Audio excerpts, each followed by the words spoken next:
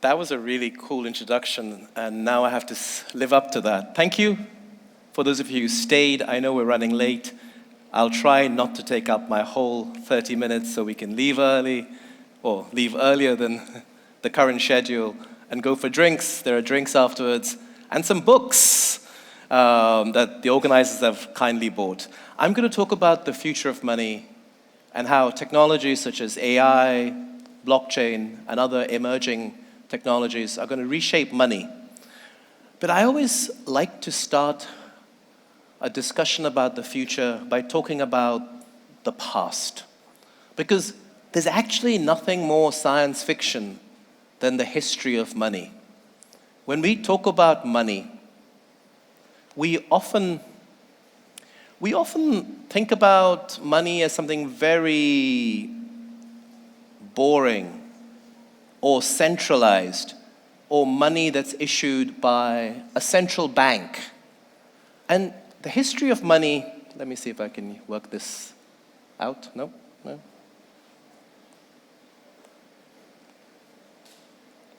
First technology problem, I can't use the clicker. The history of money is actually way more colorful, way more complicated than simply central bank money versus crypto. Thank you. What am I? Green? Yeah. No? Oh, here we are. I had to press it harder, so finger problem.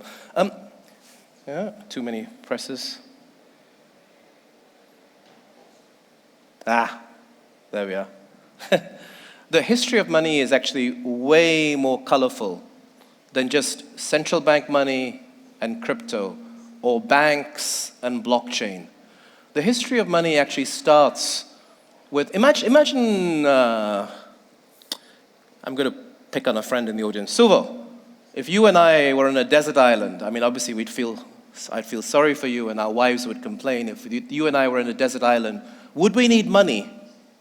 Suvo, would we? This is audience participation, come on. It's the end of the day, we need it's a game show. No. If you don't know Suvo, he's going to speak tomorrow, one of the most respected bankers in Dubai, where we both live. Suvo says no, and he ran retail banking for Emirates MBD, right? So he should know. If the two of us were living on a desert island, we wouldn't need money. Why? Because we would do things for each other. It'd be gifting. If the two of us were on a desert island, would we have language? Yeah, probably. Because to communicate with words is much better than just grunting. So money is a little bit like language, but we need language just if there's two of us. In fact, even if Suva was on his own on the desert island, he'd probably talk to himself. There'd probably be language. But if Suva and I were on the desert island and a few of the other friends in the audience were also with us, it was 4 or 5 or 6. Would we need money? Maybe. But if all of us, the whole audience, if we were all on that desert island, we would definitely need money. Because we would be solving for this problem of complexity and trust. And how have we solved about this problem in history? I've given you some of the different form factors. These are the physical form factors: coins, paper, plastic, digital, AI. And what's sometimes surprising is underneath the physical form factors is a legal form factor. Because money, we tend to think of money, a lot of my banker friends or investment world friends from the traditional world will say, nothing backs crypto. It's just, Bitcoin is this made up thing. What's the underlying asset that backs crypto? And then you say, what's the underlying asset that backs money? For the last 50 years, we've had fiat money.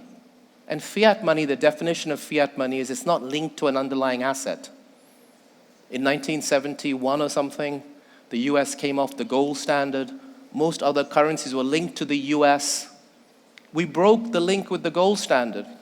And people think financial innovation started in the 1970s with the link of the gold standard being broken. But do you know when fiat currency first began? Anyone know when? So fiat is basically money that's not backed by an asset. So most people think you need money, money is historically backed by gold. And actually, in the history of money, it wasn't gold for most of history. Do you know when fiat currency first began? Thank you, Gunsil. You're going to answer this question. Thank you for coming in, a former colleague from Citibank. Gunsil, when did fiat money begin? Gunsil's going, damn, can I leave now? Do you know when fiat money began? Long ago, thank you. Even before we were in banking, right? Really long ago, really long ago. Fiat money goes back to the late 1200s. You heard me right, late 1200s. It was actually an innovation from the Mongols. You've heard of the great Khans, Genghis Khan, Kublai Khan, his grandson. Most people don't realize that the Mongols gave us monetary innovation. Did anyone know that in the audience? Hands up. Did anyone know the Mongols gave us fiat money? Everyone's shaking their heads. No. I thought you guys in Turkey claim heritage from Central Asia. You didn't know that? The Mongols gave us fiat money. Kublai Khan wanted to invade Japan. And he went to his treasurer, his CFO, and said, I want to invade Japan. And the CFO treasurer said, like all good CFO treasurers, boss, there's no money. And Kublai Khan said, I'm the great Khan. What do you mean there's no money? I want to invade Japan. Print the banknotes. The Chinese gave us banknotes because the Chinese invented the first basic form of printing. So for 400 years, banknotes used to float around China as a public-private partnership. It wasn't originally state money, banknotes. The bronze coins the Chinese had was state money. Merchants on the Great Silk Road, as we call it, began to issue receipts, invoices to other merchants, their brothers, their cousins, their friends. These big pieces of paper, A3 pieces of paper, which said, this merchant has left 100 bronze coins in my safekeeping. This note is a receipt. That becomes the first proto-banknote. 800 AD, the Chinese give us the first banknote, printed on papyrus trees. So if you go to the Bank of England in London, there are 3 papyrus trees, or 4, I can't remember, 3 or 4, in the central courtyard. Why? It's a homage to the first banknotes. The first banknotes, paper, was a private form of money. Merchants issued it. A few hundred years in, Chinese rulers were like, looks like money, I'm going to regulate it. And then these banknotes were linked to bronze coins that were held in the treasury or by merchants. And then late 1200s, Kublai Khan was like, let's break the link. We don't need the bronze coins to be backed by, the paper to be backed by bronze coins. And we get fiat money, late 1200s. So the point of telling you this story is that some of my friends were on stage before. I don't know if they're still here. Dom's still here in the back. So whenever I talk to people in the crypto world that have less experience than Dom, they always say, hey, Ronit, we're reinventing finance. And normally the story they tell me is a blockchain-based, decentralized digital database version of financial history. The brilliant thing about crypto for people who've been in finance for almost 30 years like me is the crypto world is speed running, at speed, financial history. They're learning real time, and watching this as a financial analyst, as a banker, is fascinating because I get live, real-time lessons about finance. So where's the future going to? This mix of AI, blockchain, extended reality.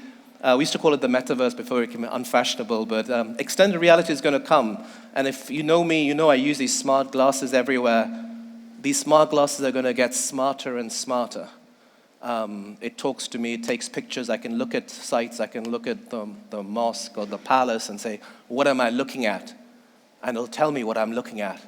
It will tell me when the tower was built, whether the Genovese or the Venetians or whoever built the tower that I was taking selfies outside at 12 o'clock last night at midnight. It'll tell me. It's going to get smarter and smarter. So these form factors are going to change how we do commerce. And as we change how we do commerce, money is going to change. Okay, I'm still trying to work out how to use this. Sorry about this. There we are. Let's skip to one big innovation that we can't not talk about. Money and finance in the AI era. And you've probably heard this discussed today. You're going to hear much more about it tomorrow as well in the sessions we're going to do tomorrow. AI Just like mobile, definition of fintech, who's got a good definition of fintech? Does anyone know, how would you define fintech? People say, oh, finance and technology, right? Financial technology. For me, fintech is about finance for the digital mobile era. That's for me, my working definition of fintech. Because financial technology, we had a CEO in our corporate history, we talk about this, like most banks, we invented fintech because some CEO used the words financial technology in a memo, the famous memo from the beach or whatever that Walter Wriston wrote. So we claim in our PR, oh, we've been talking about financial technology and fintech for 40, 50 years. Most bankers do that. But actually, if you look at financial technology, what we mean now is finance for the digital and mobile era. That's been the defining form factor. This era was when banks were like early movers. When computers came into finance business, the defense industry in the US in the 1950s, banks were big spenders. In this era, we were trying to keep up, but the digitally native players, the Alipays and Alibabas, the MyBanks and WeBanks, they are the dominant factor of this era. And this is the era we're moving into, the AI and on-chain money era.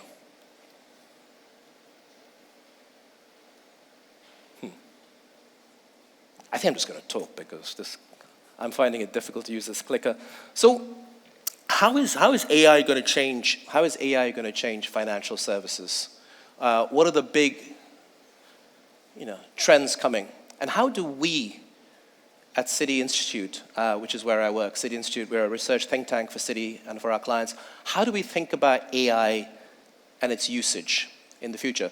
One simple thing is follow the money.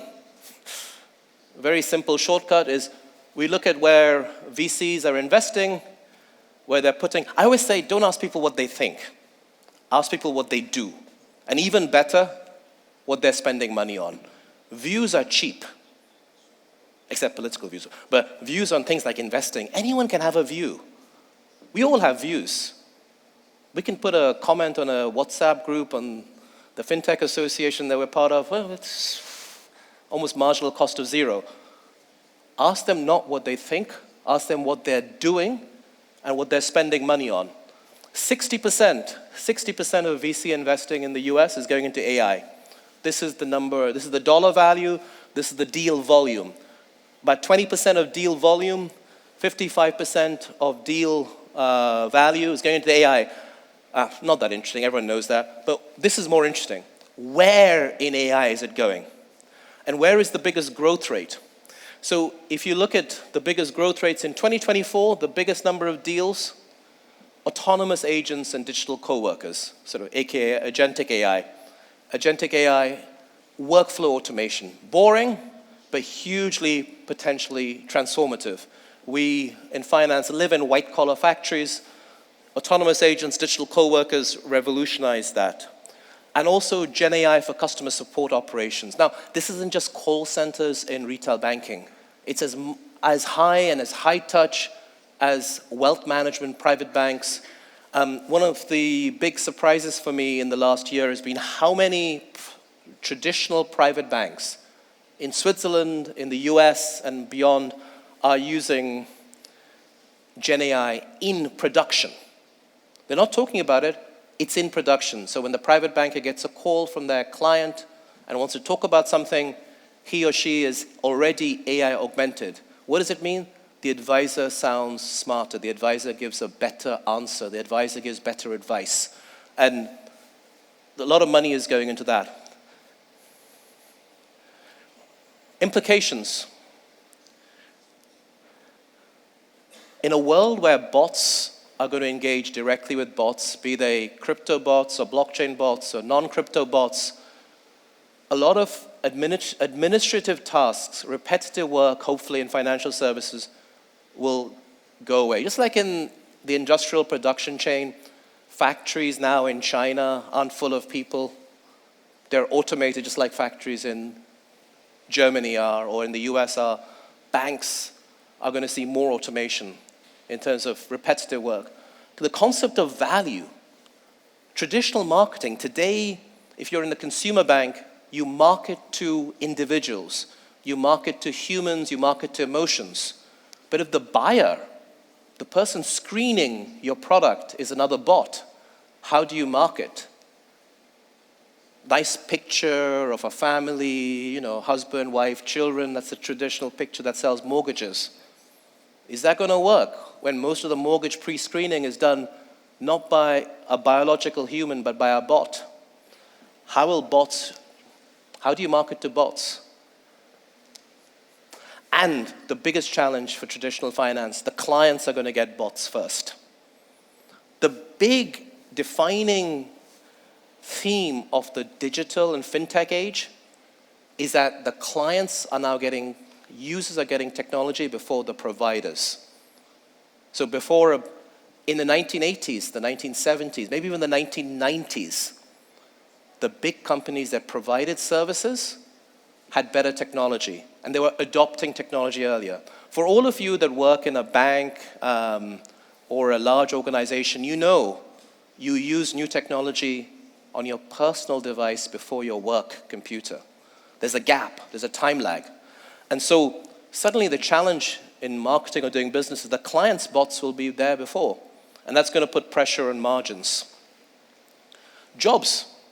If we're automating a lot of jobs, what happens to jobs in finance? What will happen to entry-level jobs? And where do we end up focusing in on? What kind of jobs will we be focusing on?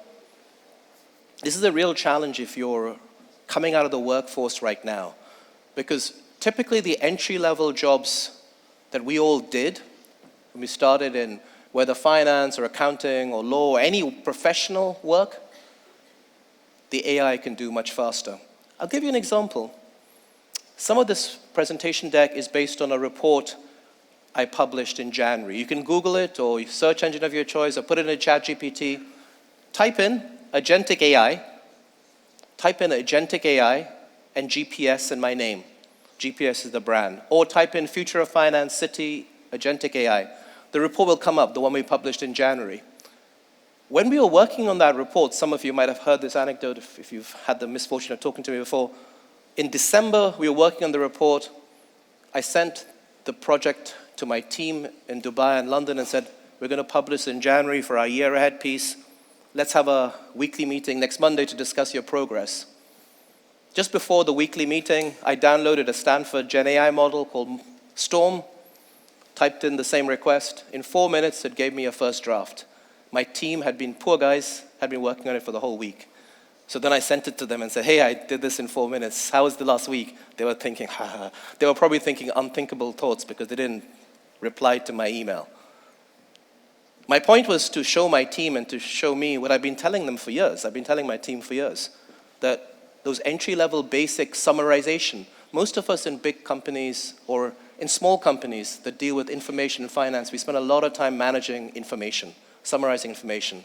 The killer use case of Gen AI is information retrieval and summarization, and coding, code generation, code debugging, code documentation. Those are the two killer use cases of Gen AI in finance.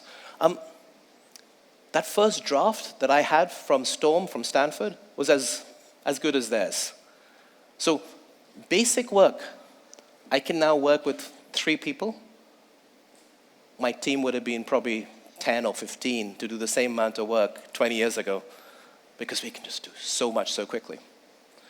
Now, I've talked about AI. The other big trend, and this is the second report I published this year, was on stablecoins and blockchain adoption. And the report was called, or the report tagline was, stablecoins are blockchain's ChatGPT moment. And when I wrote that in April, I just needed a marketing hook for people to download my report. But I did think there was going to be a big adoption of stablecoins. I underestimated in April, when I wrote that report, just how much interest there was going to be on stablecoins. So for me, the two big kind of themes, trends in terms of future of finance this year is application of AI in practice and stablecoins and tokenization. We have been talking about blockchains for 17 years now. Blockchain is about to graduate from high school and leave home. It's that old. It's not new anymore. 2008. was the Satoshi Nakamoto Bitcoin white paper. 2008. I've been sold or reverse broked crypto since at least 2015-16. We've had teams in Citi looking at blockchain for at least 10 years. We're on generation 3 or 4 of these teams now. Plenty of people have come in, got excited, got disappointed, and left. Why? What was missing? Legal certainty and cash. There was no cash leg. And I know it sounds like an obvious point to say, but you can talk forever about digital assets and real world assets, and we're going to issue, the World Bank has been issuing bonds on blockchain for years. It's not new. But unless you have cash, what's the point of having an asset? Stablecoins give us a cash leg, a tokenized cash leg. So these are all the changes, starting with the change in the US regulatory stance, and also ongoing technology and institutional maturation. It's a little bit like cloud adoption. When cloud first arrived 15 roughly years ago, it took us a while for regulators, and it's still an ongoing process in Turkey. It took us a while to get used to moving data, information off-premise from our systems on-premise to the cloud, because it took a while for the technology and the institutions to mature around cloud. The same process is going at speed, I think, on blockchain. What's driving stablecoin adoption? Obviously, there are utility advantages. It's cheaper, faster, smarter is the sales pitch. It's not always cheaper, smarter, faster. If you live in a country with domestic payments that covers most people, it's not cheaper, faster. A domestic payment system like UPI is cheaper and faster than stablecoins. A domestic system like Pix in Brazil is cheaper and faster. It might be smarter, but most people don't need smart money in retail. You can need it in a wholesale, in government payments. By smart, I mean conditional or programmable in wholesale and in government payments. But it has big utility advantages where the system doesn't work. So you're not in Brazil, you're not in India. You're in a system where you don't have real-time payments, or you don't trust your currency, which is true of a lot of countries. It's been defined or described by someone, a smart observer, as like Starlink for money. You don't need Starlink when the Wi-Fi is working, but on your Emirates, a brilliant airline, by the way, but the Wi-Fi is not working because I haven't got Starlink yet until the end of this year. You're like, it's not working.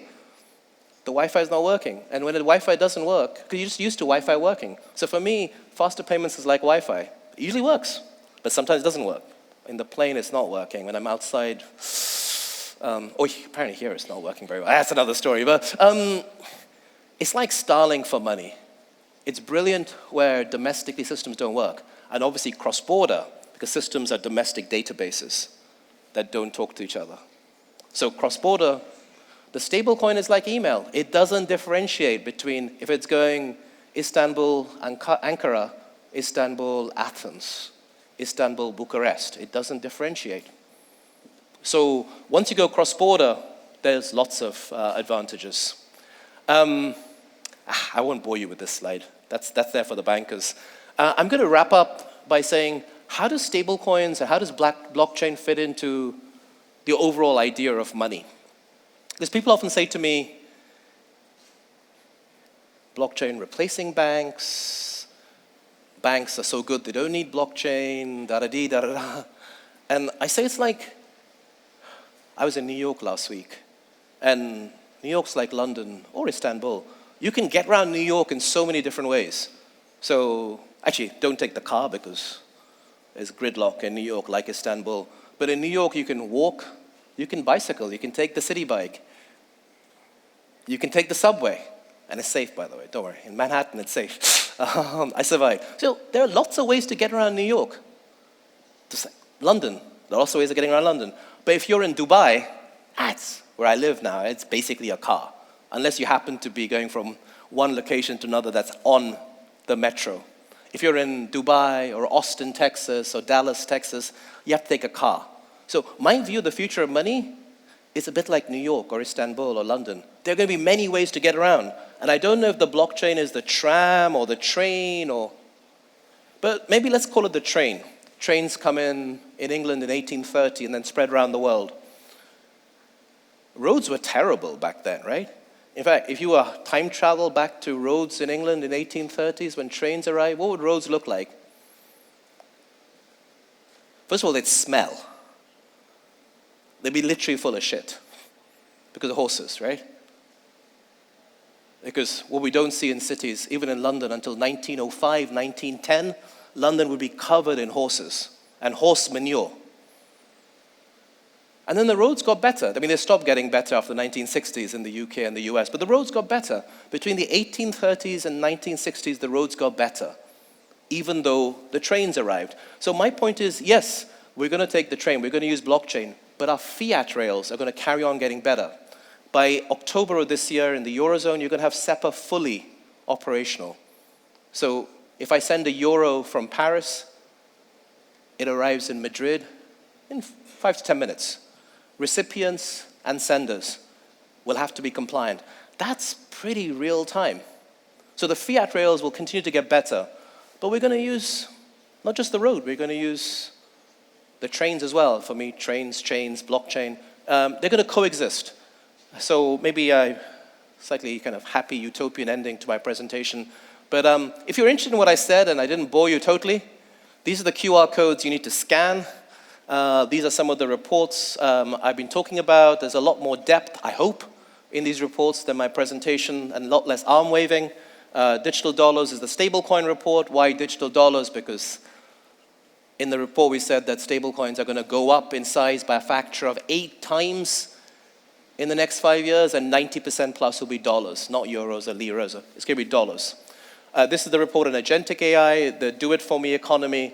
And that's the report we wrote last year on AI. I actually wrote a report in 2018 on AI, which I didn't put up because no one cared about it at conferences in 2018. But that's another story. So this is the background. There's a book as well, which thank you to the organizers signing and giving away free copies for. So if you're around and you want to join for a drink, come along and I'll give out copies of the book. So thank you so much for listening and staying till the end.